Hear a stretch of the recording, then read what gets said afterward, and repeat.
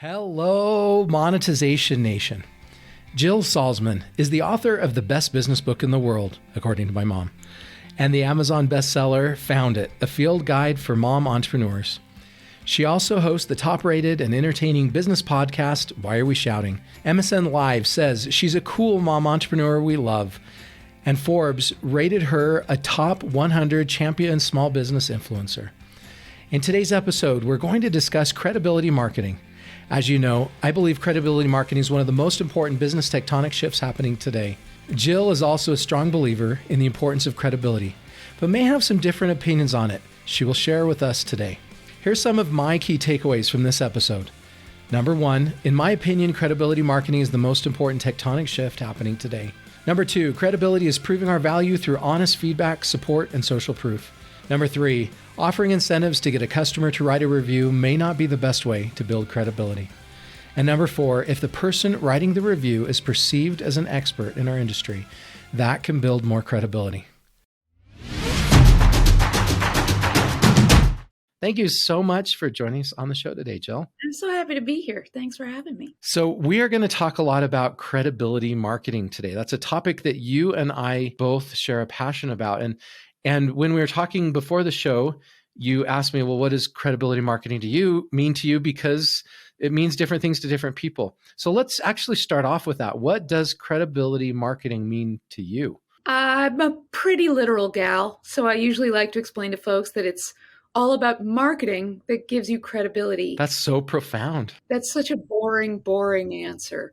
And I feel like your background, Nathan, is you really have gone in hard with credibility marketing, and I know you have a lot to say about it. The little I'm going to say is that the more I market my own brand, my business, and help others with their branding and their marketing, the more I realize how important credibility marketing is, even though it's a mouthful and I can't pronounce it all the time. So yeah, I really want to hear your take before I dive into it, because I'm hoping I will disagree with you slightly. Yeah, I hope so too. I hope I can learn something. If you agree with me, that means neither of us learned anything new. Okay, so I start by talking a lot about tectonic shifts and these fundamental core changes that are transforming the business landscape. And I feel like one of the best ways to get a competitive advantage is to find the most important tectonic shifts in our industry and to leverage those. And it usually takes our competitors that are much larger and have a lot more resources, they usually can't adapt to those very quickly. And so it gives us a competitive advantage if we're willing to identify and leverage them. And I feel that credibility marketing is the most important tectonic shift happening today. The reason I believe that is I remember 25 years ago, businesses used to buy as much advertising as they could get, and they would use that advertising to tell the world how awesome they are. And that strategy really doesn't work very well anymore. People don't really trust what a business says about itself. And so businesses are having to turn to much more credible people, to customers that have actually bought their products, or to experts in the industry, to influencers, to word of mouth marketing, review marketing, right? There's lots of different ways to do credibility marketing. And they're turning to these sources to get much more credible people to tell their potential customers that they're awesome, instead of them trying to tell their customers they're awesome. And the people that are doing this effectively are seeing transformational changes in their revenue. So that's why I think credibility marketing is so important today. How does that compare to what you think credibility is? I think I'm going to not be able to agree with your whole premise of the fact that credibility marketing is I don't think it's the great tectonic shift that you're claiming it is, only because maybe I am now what they'd consider a geriatric entrepreneur. But I think it's been a very, very slow evolution in the right direction. So it's not, in my view, it's not as though business or the business landscape has made this massive shift and all of a sudden we all know that it's testimonial land and go and get reviews. I think that the development of the internet has created an opportunity for people to be able to give feedback in a way that when those ad agencies were buying up ads, no one could do that yet. There wasn't this landscape online to be able to do it. But I also do think we've been slowly crawling towards it, because I think wherever there is fakery and wherever there is let's just say it straight. Wherever there's lying, as they used to do a lot, like we all watched in that TV show Mad Men, I think we all naturally come out of that anyway. And so I love that there's a name for it. I love that we can call it what it is, credibility marketing. I don't think it's brand new, and I don't think it's a shift. I think It's always been there. been there, and it's just now growing into, oh, let's all acknowledge that this is the better way of doing things. And maybe in the early days when not many people could advertise and there was only a few TV stations, right? The few companies that were advertising were credible because that TV station was giving them credibility. So maybe some of those old forms of advertising did provide credibility marketing. We didn't call it that then, we just called it advertising. But today, because of the overload of advertising that we have, people don't look at that as credibility anymore. I do agree with you there. I think you're right. It's how we define the word credibility. I think that it's not only ad spend that has given a lot of companies credibility where it maybe doesn't belong, but there have been a lot of investments, say in companies like Uber. Name a giant business that's blown up in the last number of years. I think that because there has been serious investment in it, that's also a form of credibility that has made people say, oh, this must be a great company. I should buy in. Or they wouldn't have even attracted those investors. So it's giving them credibility to be able to get such huge numbers of investments, Okay. So for you, can you tell me what is credibility, right? What fits in that? And then tell me what is not credibility marketing. I'm going to go backwards if you don't mind and start with what's not credibility marketing, is the ability to buy the credibility. Truly. It's as simple as that to me. If you can pay $50,000 and have a famous person talk about how Jill Salzman is the best person in the world, who has written the best book in the world, that's not real. I don't think that's credible, even though I might try to sell you on the fact that it is. So for me, real credibility is putting it in the hands of the customer, of the client, of people you have worked with who don't have a buy-in, who have really experienced your services or worked with you somehow and are able to say, this is the real deal. I was not paid $50,000 to say this, but it's changed my life, or it's improved it, or something great happened, That person who does not have the bias is going to be perceived as being much more credible. Another thing that gives credibility, and I'll let you finish answering your question here, but another thing along that line that helps is if they are in some way perceived as an expert on that topic, right? If I was selling solar panels and I just had a celebrity endorse my solar panels, right? That really doesn't bring credibility just because they have reach. It's got to have reach plus expertise. Correct. And so if that person I brought in was a professor of solar energy at Arizona State University, and they're talking about why these solar panels are so great, that person's probably going to be much more credible in the recommendation that they give. I don't know how you feel about this, but I'm realizing that I think walking the very fine line between, I guess, what we'll call good credibility and bad credibility is the press. And I don't really know where I stand on it, because I am one of those folks who thinks, any press is good press. If you get press coverage for your brand or your business, it tells folks, hey, there's something to this business. There's a reason I'm writing about it. I believe it's credible enough to include in my publication.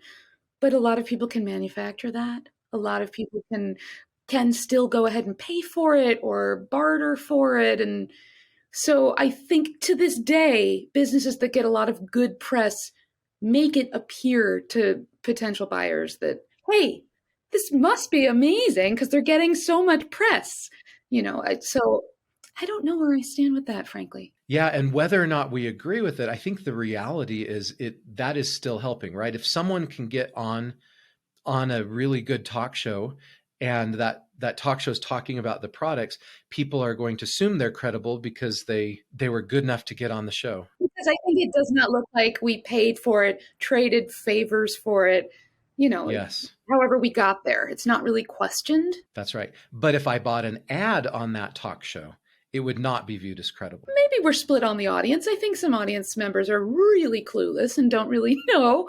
And so they think, oh, there's an ad on TV. It must be worth its salt, And I don't know why they all talk like that either, but that's what I'm going to say for them. So going back to the original question I asked, so then what is credibility marketing to you?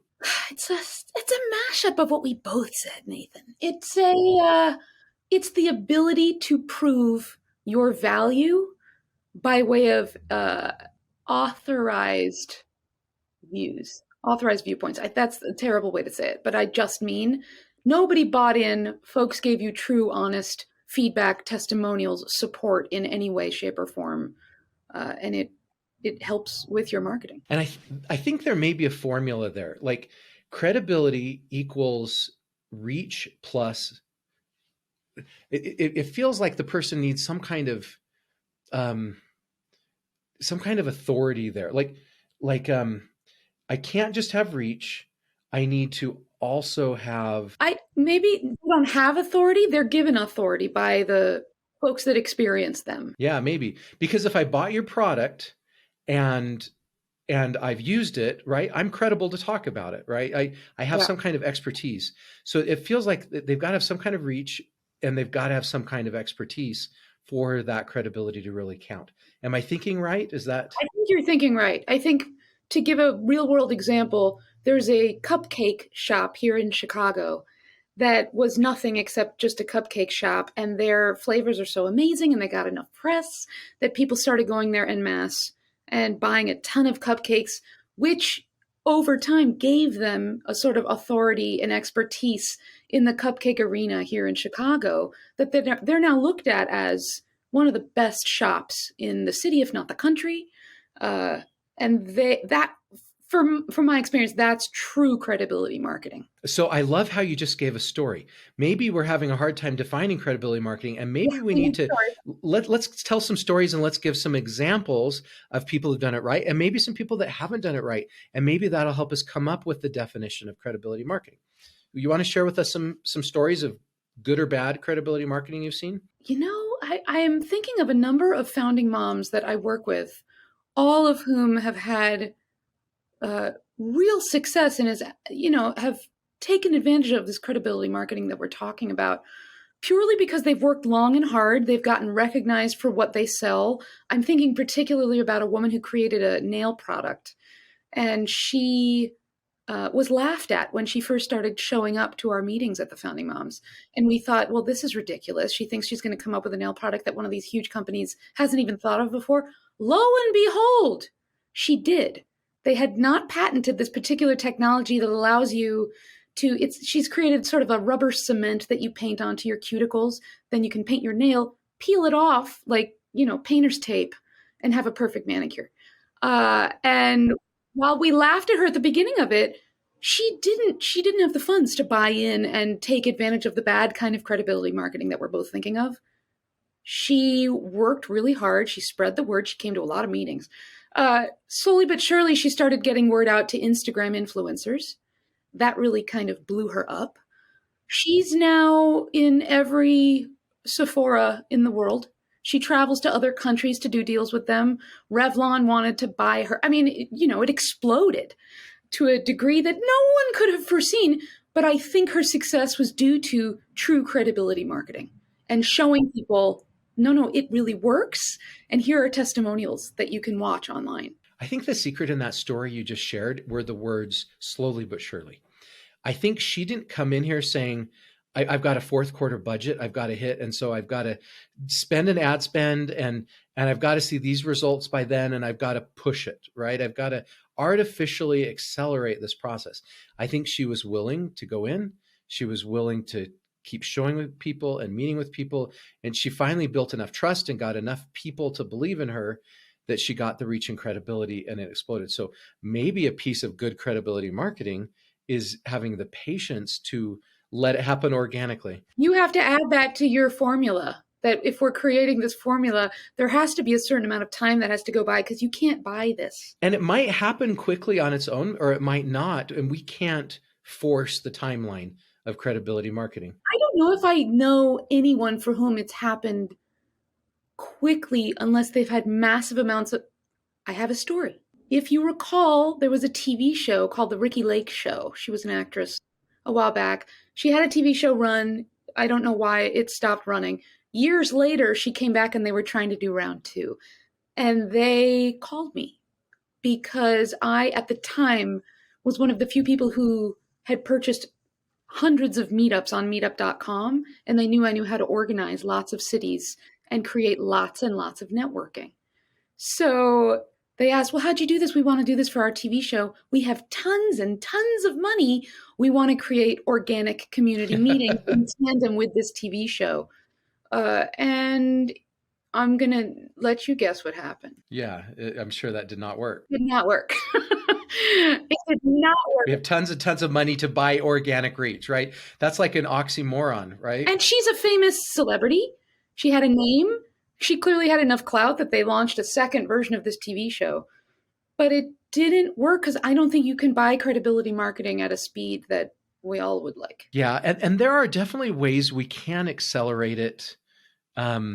Like a good PR strategy, right? And hiring a PR person, building relationships with PR companies. There's ways we can use money and do it right, but you have to take the time to build the relationships with the PR companies, for example. You can't just go out and offer them all a whole bunch of money. It doesn't work that way. Thank you so much, Jill, for sharing your stories and insights with us today. To learn more about or connect with Jill, you can visit her website, foundingmoms.com. You can also check out her book, Found It, a field guide for mom entrepreneurs, and her podcast, Why Are We Shouting? And there's links to each of those sites in the blog post for this episode at monetizationnation.com. You can also get my free ebook about how to become a top priority of your ideal customers at passionmarketing.com. You can also subscribe to Monetization Nation on YouTube, Instagram, Twitter, our Facebook group, and on your favorite podcast platform. Thank you so much for joining me for this episode. I wish you success in your credibility marketing. Do you want to become a better digital monetizer? To receive great monetization stories and secrets, please go to monetizationnation.com and join free. And if you liked today's episode, please subscribe to the show and share it.